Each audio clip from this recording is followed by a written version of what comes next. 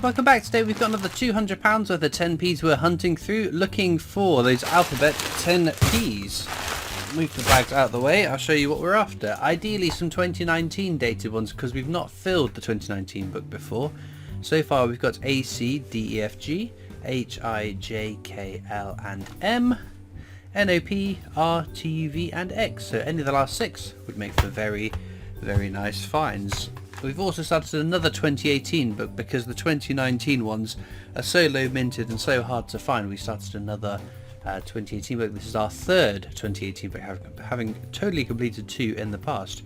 So far on this one we've got A, E, F, G, H, I, K, L and M, N, Q, P, S, T, V, X and Y. So let's get into these bags so we find any alphabet 10p's today. Okay then, whilst the coin hunt is ongoing, I'm going to be responding to some recent comments left on my videos. If you get a random love and like from me but no reply, it's probably because I have taken a screenshot of it and will be using it in a future Q&A video. To get a question to me, just leave a comment on one of the videos. I scroll through once a week and pick out a whole bunch of them and add it into my Q&A folder.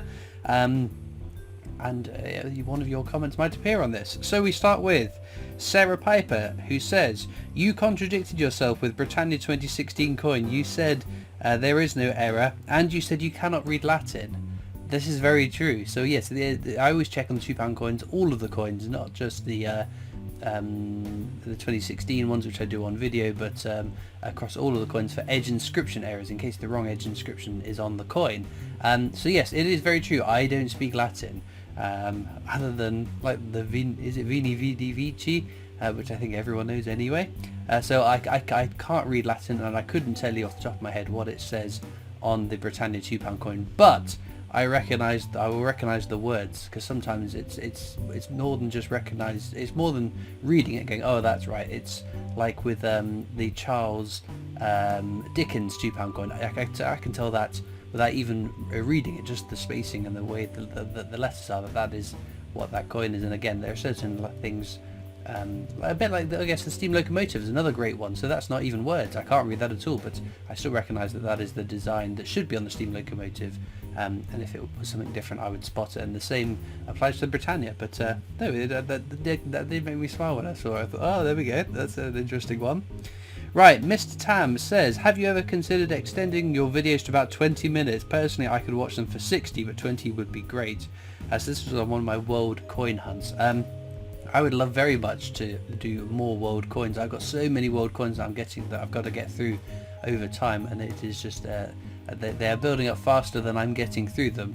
The challenge I have is the world coin hunt is already the longest video to produce. It is also generally the worst performing video.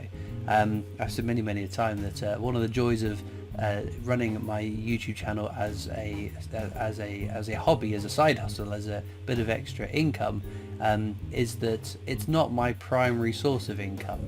I don't have to depend on the money that comes through from YouTube, which means that I can then do videos which aren't going to earn a huge amount of money compared to others, just because I like doing them, and I know that there's a great group of viewers that enjoy the world coin hunts. That's their favourite videos, although that's not the majority.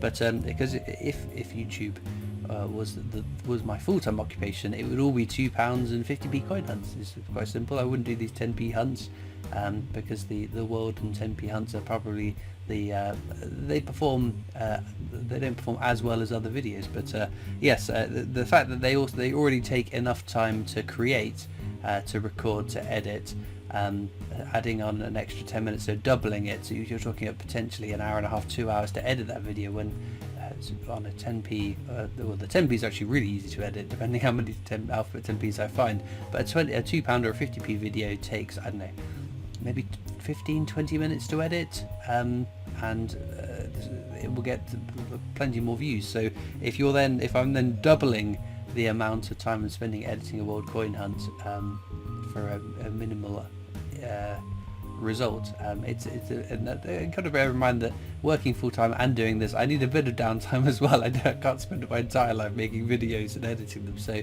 it's a balance to have. I would love to do more world coin hunts, but I can't see it changing much. Maybe I just need to get through the coins a bit quicker in the videos rather than dwelling on them. But I do like dwelling on them and looking at them and enjoying them. So, oh well, maybe we'll just keep things as they are. Circe family says, how do you get these coins? All the banks are shut now. Not all the banks are shut. I know that in lots of areas there are lots of banks shutting. I live in a town that has no high street bank or a building society and a banking hub, but both unhelpful for getting large amounts of coins out. So I do have to travel to go and get my coins, which I know I'm very lucky that I'm able to drive and go and pick up my coins. Yes, that's what I do. I just travel to my local, my now local bank, which is a 40-minute round trip.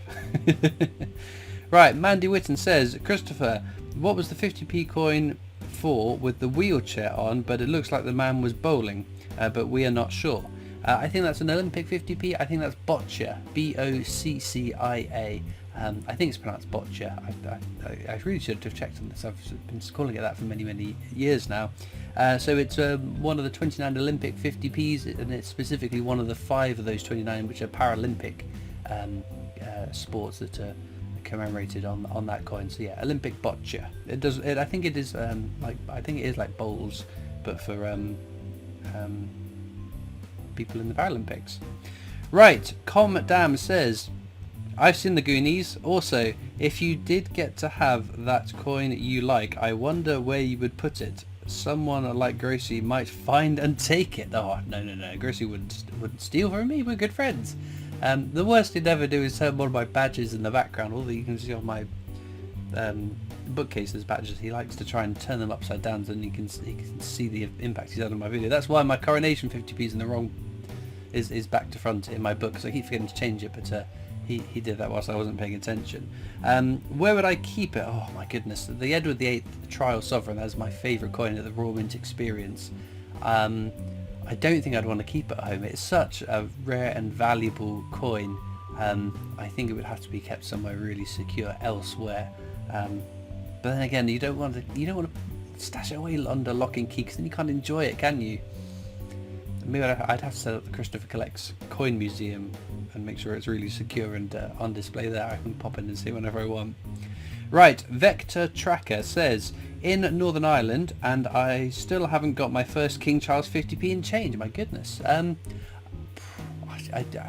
must admit, so we've talked many times about how coins aren't released regionally on purpose most of the time. There's lots of caveats to that. Generally speaking, what happens is the Royal Mint makes the coins, they store the coins, and then at some point, some part of the country, their cash centre says, we're running out of this denomination, we need you to ship some more up to us. They load up a lorry and off it goes. So it just ends up, whatever is next out of the Royal Mint ends up in that area because they need the coins, but not specifically circulated in certain regions on purpose, although it has happened a few times. For instance, the alphabet 10p's, lots of the Angel of the North ones were circulated up there, and NHS 10p's were put into the tills in the canteens in hospitals. So it does happen from time to time. Or the Navy Centenary was put into the tills aboard the HMS Belfast Museum in London. So it does happen, but generally speaking, it doesn't. So I do wonder, with Northern Ireland being separate, so not part of the same landmass, I wonder what their turnover of coinage is. I'm not explaining this particularly well, but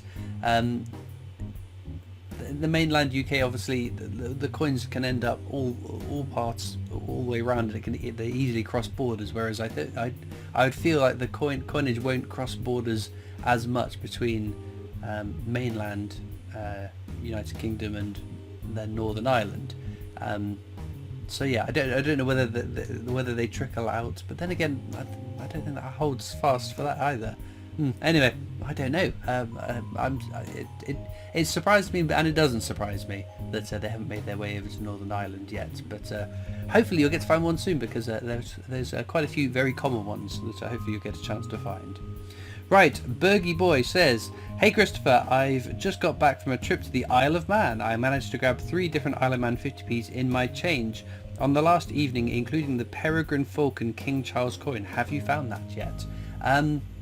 The only King Charles coins that I found that are not the UK circulating ones was a... Oh, was that King Charles? I think it might have been now. I'm starting to doubt myself. It was a Pitcairn Island £2 coin with Han Solo on the reverse. I have yet to find other territory crown dependency coins with the king's portrait on it, but it sounds like an exciting coin that you found, and I hope you had a wonderful time at the Isle of Man. It is something, the place is always quite tempting. I always tempted to go because of the exciting coins they have in circulation there. Right, we'll wrap up with one more question from Jane Daniel. Says, can you explain the strike your own process for those that can't get down there? This is a question I can answer very simply without backtracking and getting myself in a muddle. You go on the tour. They take you through a couple of rooms. You get to see the coin pressing room where they are minting all the coins for circulation for the UK and internationally until the end of the year when they're going to stop doing foreign coins. At the end of that room there is a striking machine, which there's a waist high, or maybe a bit higher than the waist, barrier between where you're not actually touching the machine. The person doing the tour will load a blank 50p, so one that, or whatever denomination it is, a blank that has not been struck yet, into the machine. The big cover comes down, you press the button and the machine strikes the coin there, so hence you have struck it yourself. It previously used to be able to get, well, you still can buy multiple strike your own coins. You used to strike them all. I can't remember which coin it was, but I think it was the Nutcracker. I think it was. I could do 5 each, or I can't remember which one it was. But I'm sure there was one that you could strike 5 each, and the striking 5 coins took a long time. If everyone on the tour was striking the 5 coins, they generally now you strike 1 coin. If you bought more, there are pre-struck ones they will give you. Although I'm sure you could strike them all, but you'd be holding up a big group of people. I'm not sure I want to do that, but it's a fantastic day out. I love it. I go down every time the strike your own changes, and I'll be going down again in November. And I've just realised I've forgotten to make a note of what date I'm going on, and I can't remember because my memory is appalling. So check out my last Royal Mint trip video, because at the end of that I let you know what days and what times I'm going to be at the Royal Mint next in November. Anyway, with that being said, let's get back to the coins.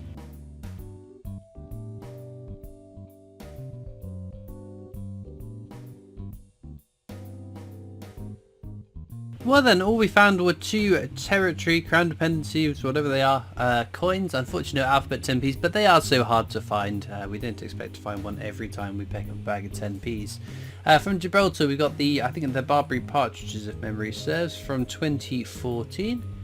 It's a lovely find. And then was this Isle of Man, St Germans Cathedral, from 2003, so some lovely coins for sure. Now, if you've been fortunate enough to find an alphabet 10p in your change, your coin hunts, whatever it is, in the past week, let us know what letter you found and where you found it. It's always interesting seeing where you guys are finding, or what coins you're finding, reassuring us all that they are still out there and worth looking for. There's also links in the description of this video across to my coin collecting Discord server if you'd like to join me and the community of coin collectors over there. There's also links to my other social media channels, the PO box address if you want to write into me, and of course a link to the Britannia Coin Company's YouTube channel. That's the company I work for as my day job, so please check them out too. All it leaves me to do now though is thank you so much for watching. I hope you've enjoyed, and I'll see you next time for more coins. Bye.